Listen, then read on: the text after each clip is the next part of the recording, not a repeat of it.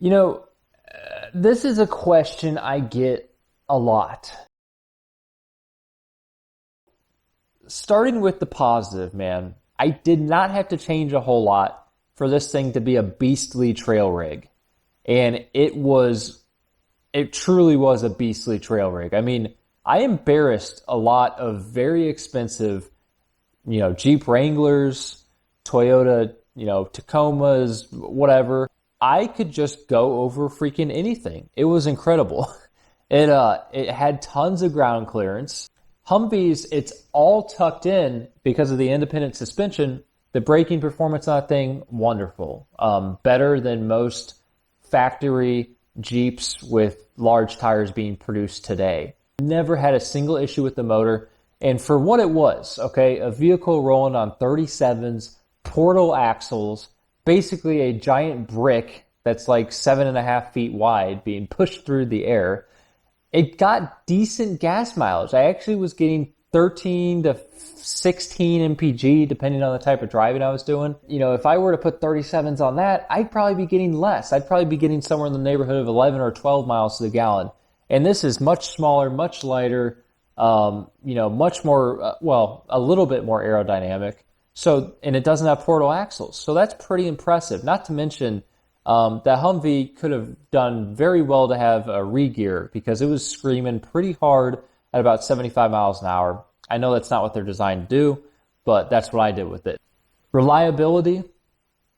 I know you'll hear all day long how terrible and unreliable Humvees are. After I replaced a few of the original dry rotted, bad parts and stuff like that, dead solid reliable. For how hard I drove that thing off road and I dailied it every single day, it was really pretty dang reliable, especially for what would it be? I think an 18-year-old vehicle, right?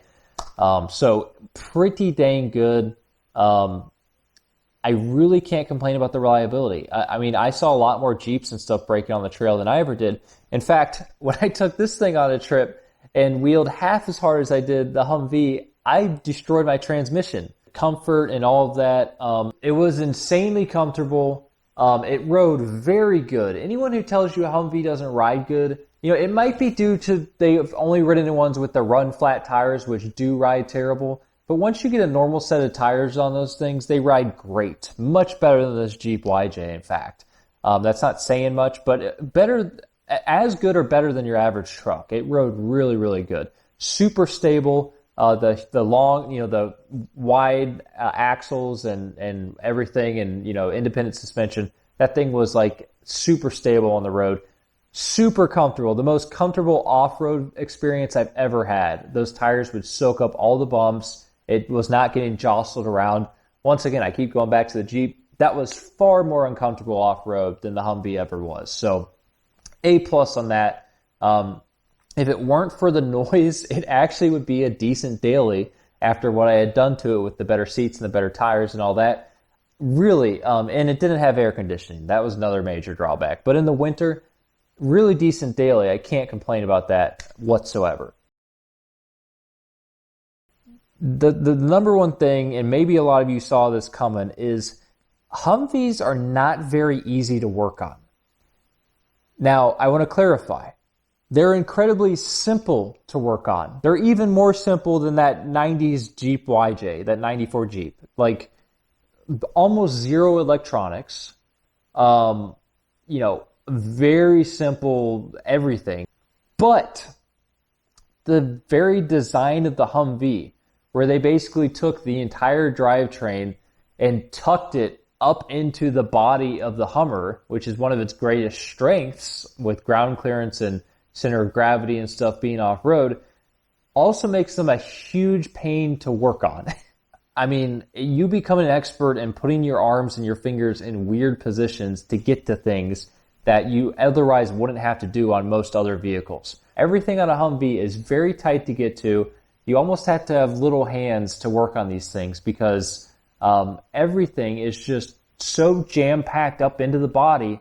It just makes it extremely frustrating. And I think, if there's any Humvee mechanics on this video, anyone who's in the armed forces who has to work on these things, they can probably vouch for me, and hopefully you can put a comment below and confirm, like, how frustrating these things are to work on. All right, and this is the third and most obscure thing that I wasn't really happy about. The Humvee community was honestly one of the worst, no, I'm sorry, it was the worst I've ever had to deal with in my entire life. Don't get me wrong, I had a lot of super cool people that, were very helpful. I really wasn't the type of person that was asking for help a lot, but I had a lot of super cool people that were really nice, really supportive of my videos, really encouraging, really solid people. So thank you right now, and I'm talking about most of my viewers.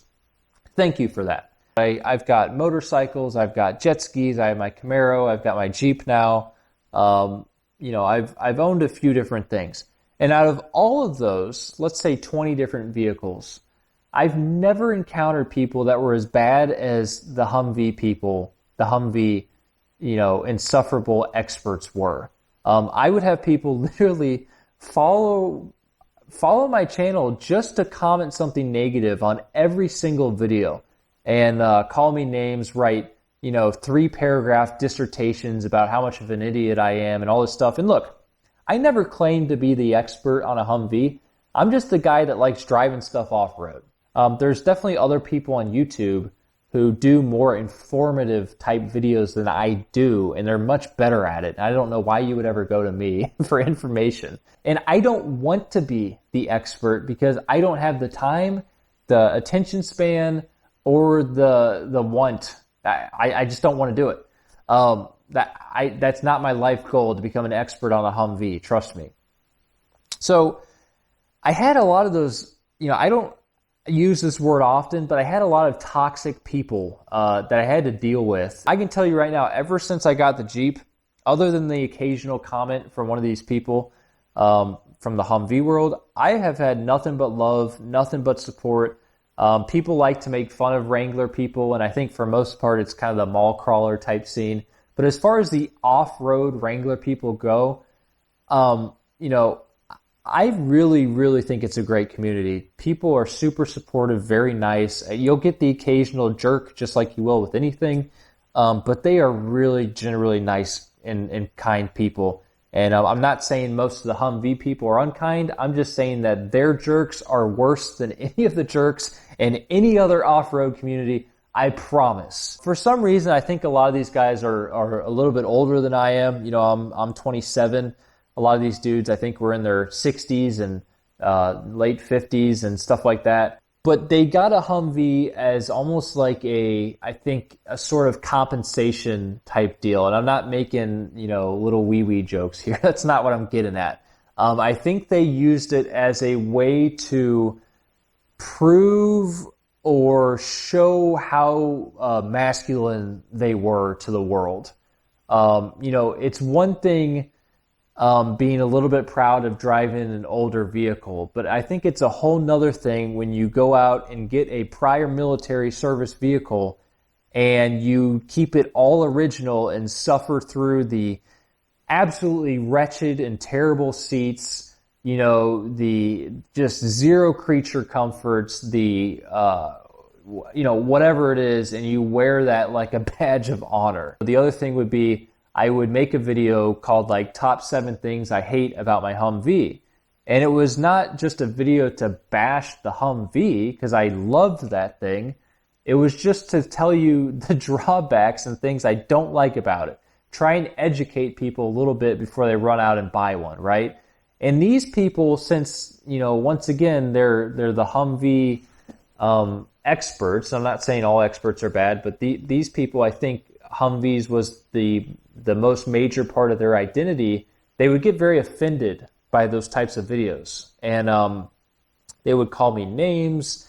They would just say very, very mean things. It was just unnecessary, and it was getting to the point where it was almost like cyber harassment. It was very strange. I've never dealt with that in my entire life, but these people that don't even know me made it their life's mission to try and make me lash back out at them, or get angry, or make me sad, or whatever it might be. And I've just never had to deal with that. But I can tell you, since I sold the Humvee, I've never had to deal with these people again. Let me give you a definitive answer now, because I hate when people are wishy-washy. Would I get another surplus Humvee? Probably not. In fact, I'm going to say almost certainly not, but there are a few exclusions that would make me want to get another one. Exception number one, if I had my own shop, I have tons of room to work on and a lift and all that kind of stuff, that would make me want to get one a whole lot more than if I continued living here. Exception number two is if I had at least one other off-road vehicle. So if I had another off-road vehicle to focus on where I could alternate my attention back and forth and put a pause on the Humvee when I'm starting to get really frustrated and annoyed with it, and then come back to it later when I'm more chilled out. But when it was my primary focus, it really was not that, it was frustrating. Exception number three, and this is kind of a cop-out, would be if I could get an H1 instead. I think that would be a lot more enjoyable. The sound level is, when you're driving it from the inside of the cab, has to be less than 10% of what it was with the Humvee. You've got air conditioning. I basically would rarely drive my Humvee much on the street in the summer because I had no AC. You've got heat that I assume actually works well. The heat in the Humvee is pretty weak. Just little stuff like that. Interior lights, all that kind of good stuff. And the fourth and final exception that would make me want to get a Humvee is if this YouTube channel started really popping off. I'm very happy to be almost at 10,000 subscribers. That's really cool. But I think if more of you subscribed, more of you followed my videos, requested me to get another one, that type of thing, and I could justify it, I probably would get another one just for that reason. I might want to get a few other ducks in a row first, like getting a shop where I can actually work on the thing. But that would be a major driving factor to make me want to get another one. Anyway, I really hope you guys enjoyed the video. That's all I got for now. Thought a lot of people might be interested in this. I will see you in the next one. Please like, please subscribe. I really hope you can support me. Thank you. Thank you so much for watching. All right, goodbye.